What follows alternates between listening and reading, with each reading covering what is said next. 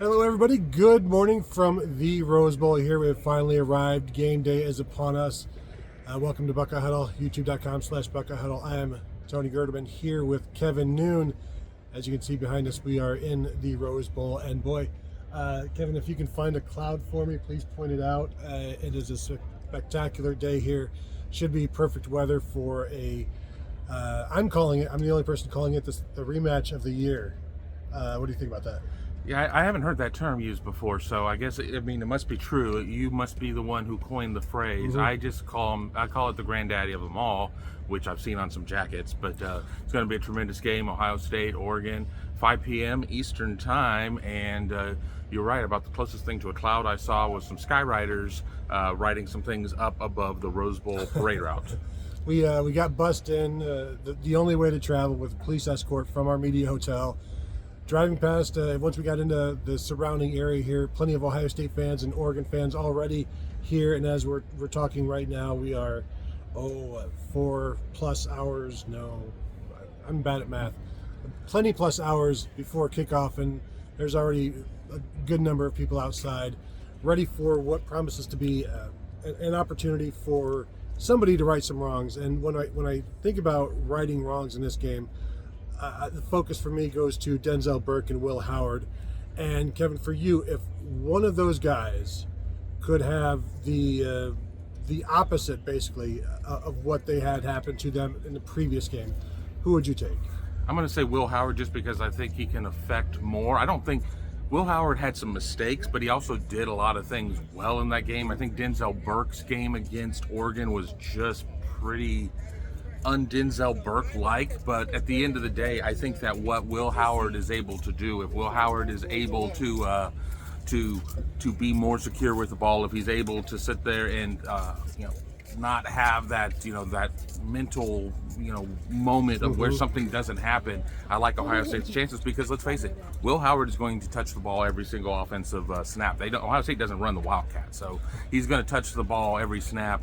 I mean, even if Denzel Burke kind of has a meh game, which he hasn't recently, unless they really identify it early and just go after him, I mean, it'd be something like we've never seen before. Yeah. Well, with Will Howard, there's always the 1 or 2 or 3 plays that, gosh, if you could just not make those, you'd almost have a perfect game from him because he'll complete 80% of his passes, but there's this random what do you do an interception or the fumble through the end zone against Penn State. Even against Oregon the first time, just slipping down or losing a snap, just little things that if you just eliminate that, the score would be much different, or at least a touchdown or 2 different. So for him against this Oregon defense, which has struggled of late, we saw what Penn State was able to do with them against them on the ground. Ohio State on the ground in this one, it's like they ran for 150 yards against Tennessee, and it's like, oh, they're back. It's because, well, I don't know, 150 yards. They rushed for, I think, 131 the first time they played Oregon, and almost half of that came on one single Travion Henderson run. They need to be much more consistent in this game, but are you seeing a more consistent running attack based on, they seem to have found their latest iteration of the offensive line? I've done so many numerical stories leading up to this game. 156 was the rush total, but 4 touchdowns. And to me, you don't win a game with just a rushing yards total. As Tony had mentioned, it is deceptive. You get half your yards on one run, and we did great. Well, no, you had one great run. We measure this game in points, and 4 touchdowns is 28 points. So if they're able to sit there and bang out 4 and 5 yard touchdowns when they get into the red zone, I mean, that's good enough for me. But I think that they have found something with this offensive line. Now, I'm not here to sit there and try and pump sunshine. We got plenty of it here already, and say that this line is as good as the one that Josh Simmons and Seth McLaughlin were on. But I think that they have found something. I think that they feel comfortable. We were told again that we will see that guard rotation that will get Luke Montgomery out there some, and again, I don't think you have to set an arbitrary number of yards for them to gain to sit there and say they're back.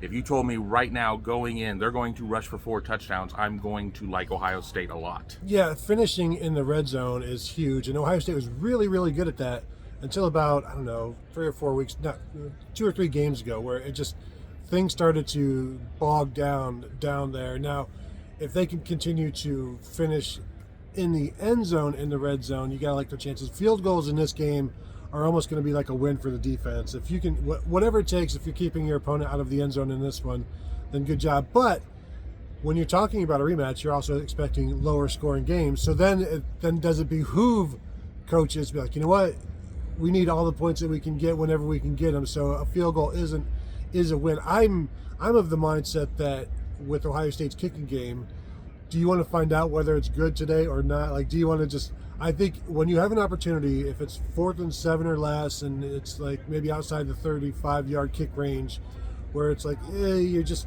if it's not automatic, go get some yards. Try to go for it there, and if you've got good plays, because again, if it's 4th and 7, I think that's a better option, because if you kick 3 field goals in this one, right, in those situations, you're probably making 2.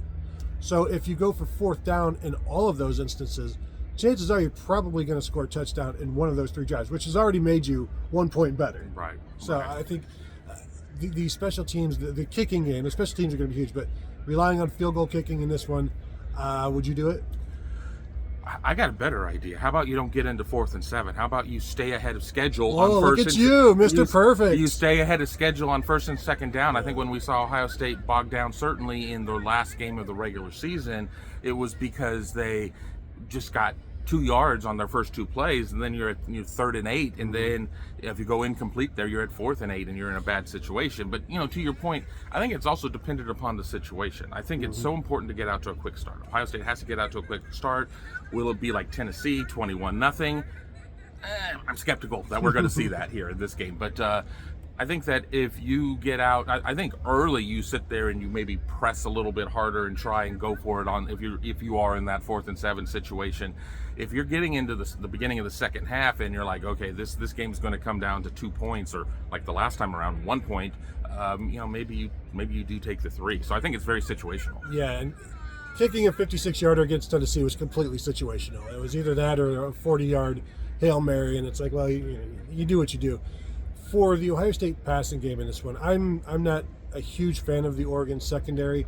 I think they've got a really good front 6, front 7, but that secondary, it's good, but they have no. Who is their most outstanding player? And Jabbar Muhammad, the cornerback, gets talked about. He's about 5'9", 5'10", and so when you look at the matchups against the corners and Ohio State's receivers, you like Ohio State's receivers. It comes down to how much safety help are they giving over top for Jeremiah Smith? How much are the Ohio State offensive tackles holding up on that pass rush? Because Oregon does have a very good pass rush, and also the interior. Because Derek Harmon is and the other tackles they've got there are effective. Now, they were not effective against Penn State, but we know the rumors and reports of a flu outbreak on the defense, maybe just the defense. Offense is fine. You know how they separate the team that way. But what is the key to Ohio State throwing in this one, based on all of the numbers that you've looked at, all of your tail of the tape that you've had to do? What do you see going on with the passing game? I mean, just to get back to a previous point, it's being able to run the ball. If you force them to lighten the box a little bit, I mean, if you do that, you're able to run. If they load the box because they're concerned about the run, you're able to pass. I mean, we've talked about, I've heard it on Tom and Tony's show yesterday about the situation of you can't bracket Jeremiah Smith every play. You just can't do it. And and again, if you're having to put 2 guys on Jeremiah and you're having to put 2 guys on Carnell, et cetera, you're at some point there's going to be somebody that has nobody on them. So what does this mean for the tight end position? What does this mean for Carnell Tate? What do we see in those types of situations? I think when you look at what Ohio State did with some misdirection against Tennessee, a lot of things going toward the sideline, I think there's some concepts there that they can carry over into this game. Now, you can't just sit there and take the same game plan and say, well, it's going to work. Good old rock. Nothing beats rock. You got to change it up a little bit. But I think that Ohio State just has to really hold up with the protection. Jordan Burch is back. He didn't play the first time around against Ohio State. You got to be able to do that. You got to have Will Howard be able to roll the pocket a little bit. And you're just going to have to know that sometimes you're going to have to be a little off platform. Was it you that had the stat of Ohio State's record against Oregon when they have their best defensive end versus when they don't? Right. Ohio State is 0-2 when the best defensive end is out, whether that be Jordan Burch or Kayvon Thibodeau.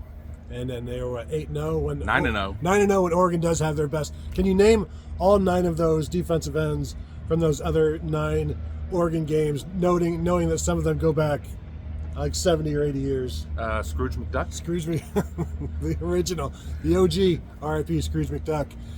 So then we go to the other side of the ball. I mentioned Denzel Burke early on. We saw him with a big smile on his face at hotel arrival day, like with the kind of confidence you want your cornerback to have. I'm not saying he knows something that we don't. He does. I mean, clearly he knows plenty that we don't. But he had he was carrying the air that you would like him to do now. Is it false bravado? I guess we'll find out. He's a very confident guy, as you know. That was a bad game for him. Like 8 catches, 179 yards, 2 touchdowns that he allowed on 8 targets. I don't think anybody expects that to happen again. So what kind of game does he need to have? And really, in the secondary, I've talked with some people who think that it's going to be Davis and Ignosin that is going to be the guy that gets targeted. So those 2 corners, how important is it for those guys to, one, not get beaten deep? That's the big thing. Ohio State has given up 6 30-yard pass plays this season. 4 of them came against the Ducks. Those guys have to be disciplined. I think the big thing is that Denzel, I think, was a momentary lapse, and it went longer than the Oregon game. It went almost 3 games of where he wasn't right. IGB is more of that's just how he plays defense. He's just very handsy. I remember the first time I saw him last year, I was like, this dude's very handsy. It wasn't, he's physical. He's handsy. Now, there are times where that PI is acceptable if you're going to get beat, but you don't want to put yourself in that situation. But yeah, I mean, clean play out of the secondary means everything. I really like the running game, not to get ahead of where we're maybe going with this for Oregon, but Dillon Gabriel, he's got a lot. I'm going to use a term that always is moxie? That's where I was going. He's got a lot of moxie. He's got a lot of moxie. Maybe he should have played at Penn State.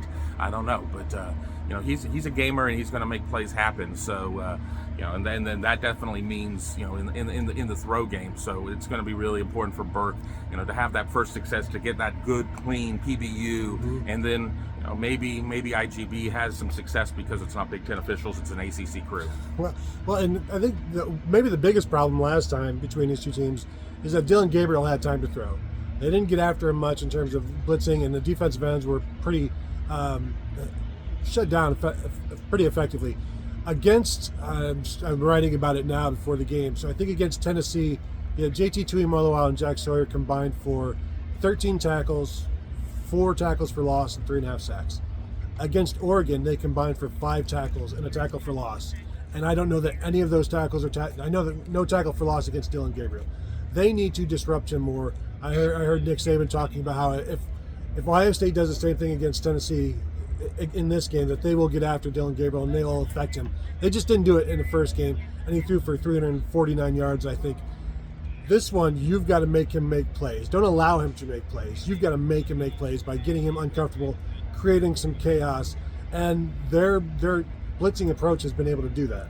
I think if you sit there and you look at what they were doing earlier in the season, it was more of a cage type system rather than getting after the quarterback, and we saw them change up. I mean, we saw them change up as they kind of came down the stretch. Now, of course, there's no accounting for the game against the team up north, and Ohio State is in games that Ohio State gets 0 sacks. They're 0-2 this year, so all of that is very relevant. But I think that so much of just competition is about success. If you've been successful, if you sit there and you go out and you beat your kid at a pickup game of basketball, you're going to go into the next one with some success, with that confidence. So I think Ohio State has a lot of confidence with what it did against Tennessee.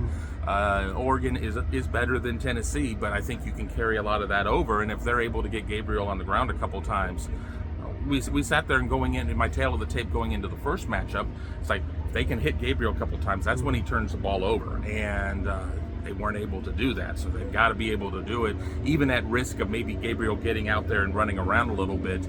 I don't necessarily dedicate a spy to him like I would have with Nico in Tennessee, and I certainly don't think my spy is JT Tuimoloau, right.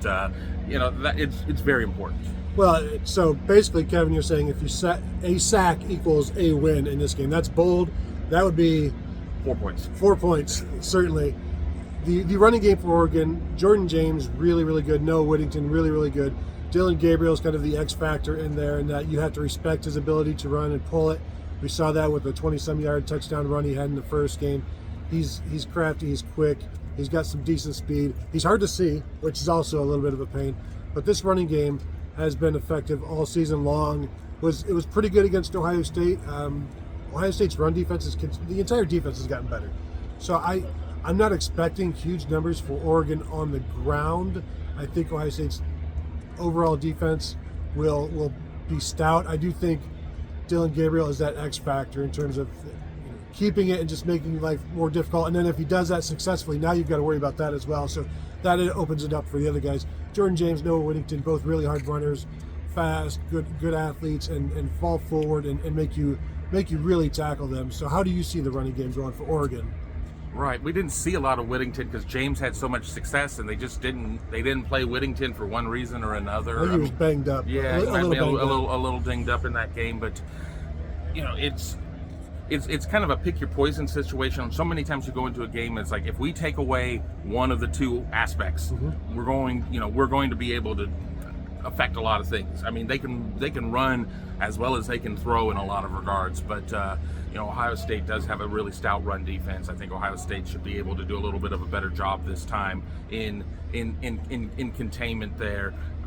Gabriel is kind of that X factor of what he's going to be able to do. I mean, we've talked about so many times, is this going to be the game that Will Howard is going to sit there and call his own number, and we're going to see a lot of Q run? That could be breaking tendencies. That could be something that they do there, and it could force Ohio State to have to change up to a certain extent.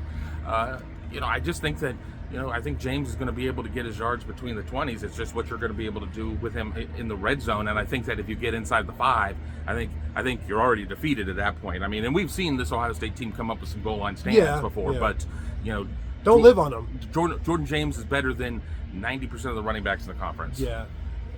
The special teams in this game, field position was really, really big for Oregon in the last game. Field position doomed Ohio State against Michigan. Ohio State needs better field position, so they only have to go 70 yards instead of 85 and make Oregon go 75 instead of 60. And Jordan Hancock committing a personal foul after a touchdown that allowed Oregon to kick from the 50-yard line, that allowed the onside kick to hit Caleb Downs. That was a mistake. That was an accident, remember? No, yeah, total accident. So not only do you need to win the field position, you also need to prepare for whatever Dan Lanning has to stretch the rules, because talking with some people, there are people at Oregon on the Oregon beat that are convinced that, he's got more. Like, they've explored all of the rules in terms of how to find loopholes. So just be ready for some of that, some shenanigans, if you will. Lord. So Kevin, say goodnight, Tony. On that note, now let's talk about we've given our score predictions. We wrote them out as staff picks. You can find those at BuckeyeHuddle.com, $4.99 for your first month. Sign up. Check us out there behind the paywall and the Buckeye Huddle message board presented by Jeff Ruby's Columbus, where we're talking about this and everything after this. We've talked about everything before this. We welcome you there and love to see you. Kevin, your score prediction, what'd you go with? I went against kind of what Tony mentioned earlier in the show, that the rematch is always a lower scoring game. We saw that in, 2019 against Wisconsin. Ohio State won the first game in Columbus by a big margin. The game in Indianapolis was a lot tighter. I think that this is still a game that really favors offenses, and that's not, both these teams have solid defenses. As Tony said, the front 7 for Oregon. I think Ohio State 1-11 is really solid on its defense, but I think we're going to see a lot of haymakers in this game. I think we're going to see some big plays. I think we're going to see some things that maybe we have seen in a very limited fashion or we haven't seen at all. I have Ohio State winning this one 38-31, but it would not surprise me if Ohio State were down in the fourth quarter at some point and had to have some sort of Herculean comeback to kind of erase the demons of the October 12th game. Yeah, don't be shocked if there's like 17 points scored in the fourth quarter as everybody is giving everything they have. So I went 34-24 Ohio State. I think the defense is better, so why not have a better score defensively? I think the offense can do the same thing they did last time, and that's good enough. Just one fewer turnovers and one extra possession that you don't lose on an onside kick. And I think that could be the difference, because I think the Ohio State defense can play the exact same game and still win this one. I wouldn't recommend it, but I do think Ohio State's in a good spot right now. But again, they've looked good against everybody defensively other than Oregon. So to think that they're going to continue to look great, good luck with that. They had their issue against Oregon. They're playing Oregon again, so don't be shocked if they have some more issues. Oregon is just too talented to shut down completely. So there you go. 34-24, 38. And one other note. We haven't really talked. I mean, I don't know when this is going up. Yes. Ohio State, pretty healthy. Yeah, pretty healthy for Ohio State. Not expecting any major names there on the injury report. Thank you for that.